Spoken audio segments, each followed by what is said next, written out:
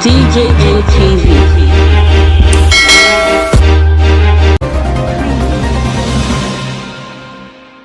Kasala don burst for Imo State as the governor don order the arrest of the former governor. My better person there, nothing do you, how your side, hello, after you, now you again. I welcome you to another edition of DJM TV Daily News Update. Thank you for all the time where you always stay to watch our videos, and thank you for your like and your subscription. We don bring one matter come again. Wahala don burst for Imo State. No be small something. The present governor of Imo State, Hope Uzodinma, when Supreme Court bring in with their judgment, don order the arrest of the former governor, wey be senator now, Senator Rochas Okorocha. You hear am right, you hear wetin I talk. Governor arrest former governor and senator. Na wahala be that na. E never too tey when the present governor of Imo State, His Excellency Hope Uzodinma, order say make security personnel dem make dem go lock Royal Spring Palm Hotel, wey belong to the wife of the former governor and senator, na Senator Rochas Okorocha, wey dey for Akachi Road for Owerri. Now the hotel, dey claim say na money wey the former governor embezzle, na dey take build the hotel. Na make the hotel put touch, posh and polish. The hotel na 5-star hotel. You know that kind of matter na. So 2 days after the hotel don dey locked up, security operator don seal up the hotel, don lock everywhere. Say no going, no coming. You know that kind of matter. Don surround the place. And you know, normally if government seal up property, nobody get right to go there, go open up the place. After they don seal up the place now, they don lock up everywhere. Senator Rochas Okorocha na, maybe Roka, he don dare the governor of Imo State. Tell us, you no fit do anything. Be small boy for here, they no be me and never give up. Forget that thing. How about if I go Supreme Court, wait till we? If I go there, I dey go there, I dey go open the hotel. Now the guy go. He call unseal the hotel. He call open am. Say everybody enter inside, forget the governor. He say, in fact, that guy no fit do any something. He not just stay again, not just reach how many hours. When the Imo State governor hear say they don open the hotel, now he send people, security operative, police, make dem go arrest Okorocha, comot for that place. Make dem carry am go police station. In fact, when dem dey carry am dey go safe, one of the AD to the governor, the guy, he give Okorocha better slap. Tell the guy say, when you are senior you with 3 years, you na 53 years, me na 56 years. Governor dey tell you something, you dey show yourself. When we refund you for if I can say you be senator, all your gidi. Yeah, want to end you. And so they carry the guy try inside motor. Meanwhile, people wey follow Okorocha come, they try to they cause wahala. Hey. Imo State governor Uzodinma people dey cause cause wahala for this, scatter plenty things. But last, they carry Okorocha go police station for questioning, and the guy go spend some time for there. This thing na e cause many kasala for the ground. With the fact, as a matter of fact, many things now don dey ground like say now we dey know say these two people, let them not like each other before, or maybe get another thing wey dey drag, because former governor now wey be Rochas Okorocha, he don react now after the arrest when he hear say Hope Uzodinma wan rename Eastern Palm University to K.O. Madiwe University, after one of their politician ambassador wey leg over, wey call decamp to APC. He wan rename, he wan give the university another name based on that kind of thing na. And this university na not be government own am totally.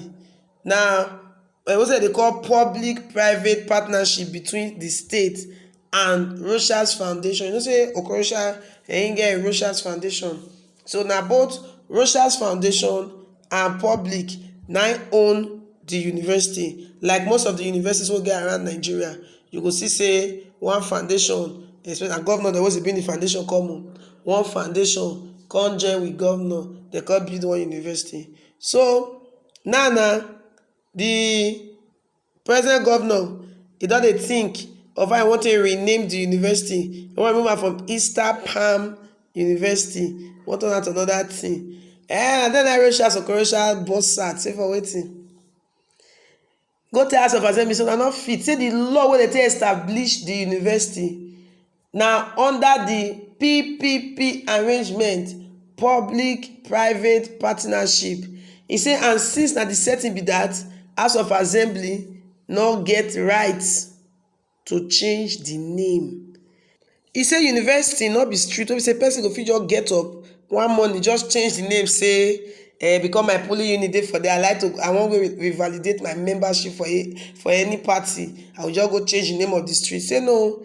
E say any law wey be like say dem wan pass to take change the name of that university, e say until court decide on the matter, nobody go fit do anything about the name of that university. In fact, many things don dey come outside between these two people, and we go need to cut all dem come make we ask dem say wetin dey happen. Because first of all, e dey very strange say governor go arrest former governor. No be say even call am say oya you come make we hear. No. E say police go there. Then one of im aide, not even commissioner o, aide, all those PA dem, SSA, SA, all those one wey be like say dem dey give tertiary money at the end of the month, get the right to go jack senator for share. Senator of the Federal Republic of Nigeria. Una no take that one mean? Na problem be that o. So while Okorocha dey accuse Uzodinma say na he arrest am, the public relations officer of the police, Orlando Ikeosho for Owerri, don come outside come talk say the commissioner of police, Nasiru Mohammed, only invite Okorocha for questioning following the alleged involvement and forceful entry into a property that was confiscated by the Imo State government a few days ago. They go dey use English, dey confuse us. The thing be say they arrest Okorocha because of wetin im do. But really more look this matter, wetin he do e good. You know say for Nigeria, why be say people wey put law and then they always dey break the law. Now when they ask am, he say because they ask police say wetin be my offence, police say im offence na conspiracy and public disorder. They come talk say na governor na direct dem say make they arrest am, all those kind things. Police come carry me put for their pickup, carry me go police station. When I reach there, they no come talk anything. Say I was in shock. In fact, this matter e don get as e be. I say dey in very deep shock and I dey confused as to wetin dey happen. Say the one wey even shock her pass na special assistant to governor wey pull his shirt, carry cutlass come say he wan give am short sleeve. Say dey call boys say make dem come. Na him dey in charge, and na him say as a matter of fact the guy na dey in charge and police dey follow am. When he come talk say make dem arrest me, so say the SA to the governor enter the pickup, go the police station. They come dey even dey video the whole thing. They come dey laugh am, say na only one governor na dey the state and na only one immunity na dey the state. They go deal with am. Now more look this whole thing.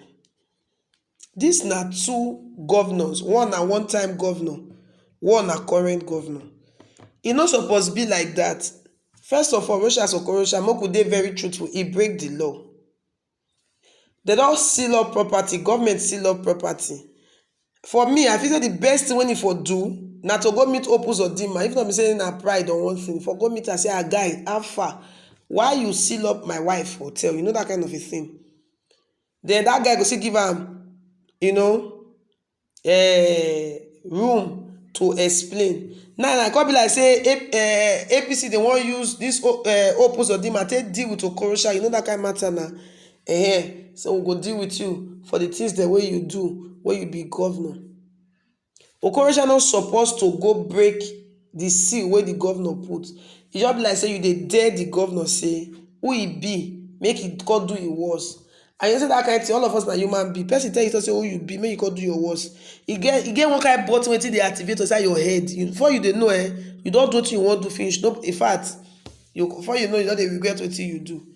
Well, for me, two of them, wetin dem do no good. Okorocha una even bad pass. But Uzodinma for no order the arrest. If for do in a more subtle way. Because now I come be like say two of them for the east now, they drag their leg, they come outside. They're supposed to dey together to make sure say they put their head together to keep their state secured. But now two of them, they drag their leg, come outside. And we know say house wey dey divided against itself, e no go fit stand. E no work. The enemies of the state then now go come dey look and say, okay, yeah, you see. Now Nigerians all begin dey react. One say, why the northern governors dey team up to empower their foot soldiers, aka bandits? Una dey shamefully dey display una local champion skills. You can imagine. Another one don come out like to say, be like say, one particular party dey use hope Uzodinma take dey punish Okorocha for the betrayal and the things the way Okorocha do to the party. Another person don come out like say Okorocha na 419, na criminal, he thief money, make hope Uzodinma deal with am. Hope Uzodinma not take nonsense on them. They be corrupt people. You not corrupt, deal with am. All those kind of matter. E no good. They say when two brothers carry their fight come outside, they give outsiders opportunity to shook mouth for their matter. I not like what these two people do so. But I don't know how you see them. Talk your mind. Talk your mind. How you see this thing. Shook mouth for the matter. Not forget, say this is still DJM TV daily news update. And I beg, if you never subscribe, make you do well to just touch that subscribe button there. And then turn on the bell. See that bell, touch the bell. So that anytime we drop video, you go be among the first persons to know say better don't land for DJM TV. And until I come your way again, not forgetting my name, na still Lawo Favor. And I tell you, say, house where they divided against itself. Lie, no get how you do am. E no go fit stand. I beg, make we remember say our security and our safety. Now our hand dey now, so we will do our best to stay safe. Una well done. DJM TV. DJM TV.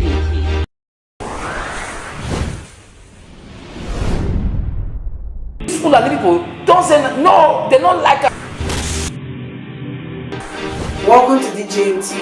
DJM TV. DJM TV. DJM TV. DJM TV. Some of the delegates and ask their questions. DJM TV.